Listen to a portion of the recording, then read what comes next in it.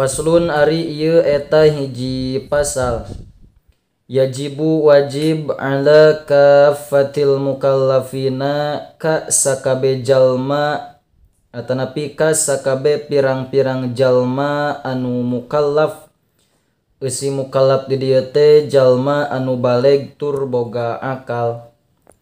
Naon ad-dukhulu asub fi dinil islami dina agama Islam. Wa thubutu sareng wajib tumetep fihi dina itu dinil Islam. Ala dawami barina netepan dina salawasna.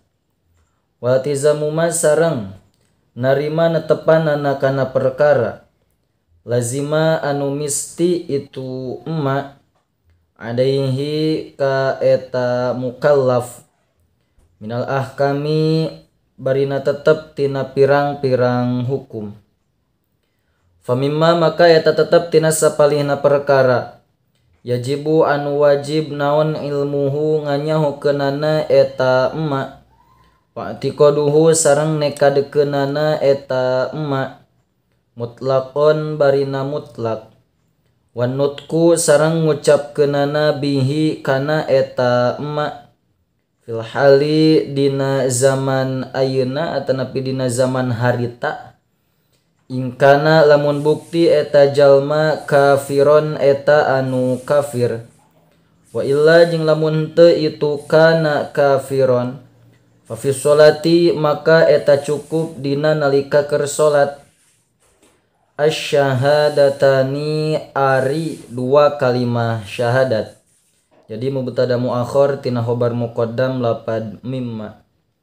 Wa huma sareng ari itu syahadatani asyhadu an la ilaha illallah wa asyhadu anna muhammadur rasulullah eta lapad asyhadu an la ilaha illallah wa asyhadu anna muhammadur rasulullah.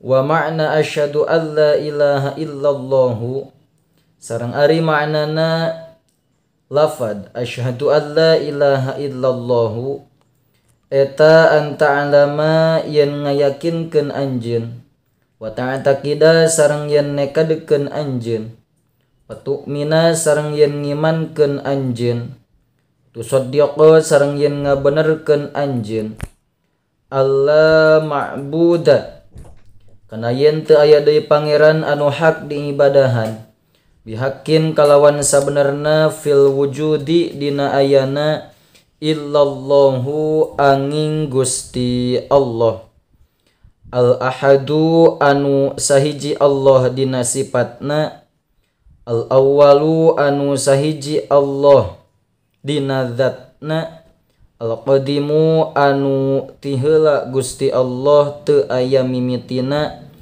al hayyu anu hirup Allah al-qayyumu anu jumeneng Allah kalawan datna al-baqi anu tetep Gusti Allah fidda ad-daimu anu langgeng Gusti Allah al-khaliqu anu ngadamel Gusti Allah ar-raziqu anu ngarizkian Gusti Allah al-alimu anu uninga Gusti Allah al-qadiru anu kawasa Gusti Allah al-fa'alu anu seueur ngadamelna Gusti Allah lima kana perkara yuridu anu ngersakeun Allah kana eta emma ma ari perkara syaa anu ngersakeun saha Allahu Gusti Allah atanapi saha anu ngersakeun kana itu emma saha Allah Gusti Allah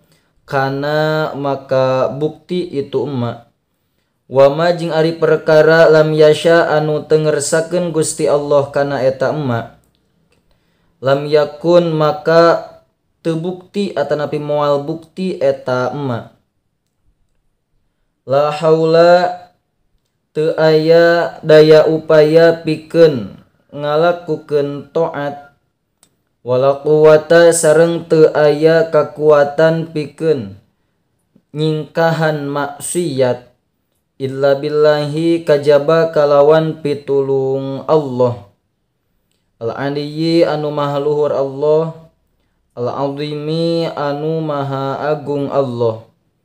Mausupun tur anu kasipatan Allah bikulli kamalin kalawan saban-saban sifat kasampurnaan. Munazzahun anu dibersihkeun Allah angkul linaksin tina saban-saban sifat kakurangan. Laisa henteu aya kamislihi eta tetep bangsa na Gusti Allah atanapi pantarna Gusti Allah naon syai'un hiji perkara oge. Wa huwa sareng ari Gusti Allah as-sami'u eta zat anu maha ngadangu Gusti Allah, al-basiru tur zat anu maha ningali Gusti Allah. Wa huwa sareng ari Gusti Allah al-qadimu eta anu qadim Gusti Allah. Wa ma sareng ari perkara siwahu anu salianti Gusti Allah hadithun eta anu anyar. Wa huwa sareng ari Gusti Allah al-khaliqu eta zat anu ngadamel. Wa ma sareng ari perkara siwahu anu salianti Gusti Allah makhlukun eta anu didamel ku Allah. Wa kalamuhu sareng ari sifat kalamna Gusti Allah qadimun eta anu qadim teu aya mimitina. Kasa iri sifatihi saperti sasesana pirang-pirang sifatna Gusti Allah. Li'annahu karna sanyana Gusti Allah subhanahu maha suci Gusti Allah. Mubayyinun eta anu ngabedaan Gusti Allah lisa iril makhluqati ka sasesana pirang-pirang makhluk fidzati dina zatna Allah wal af'ali sareng dina pirang-pirang padamelan Allah wasifati sareng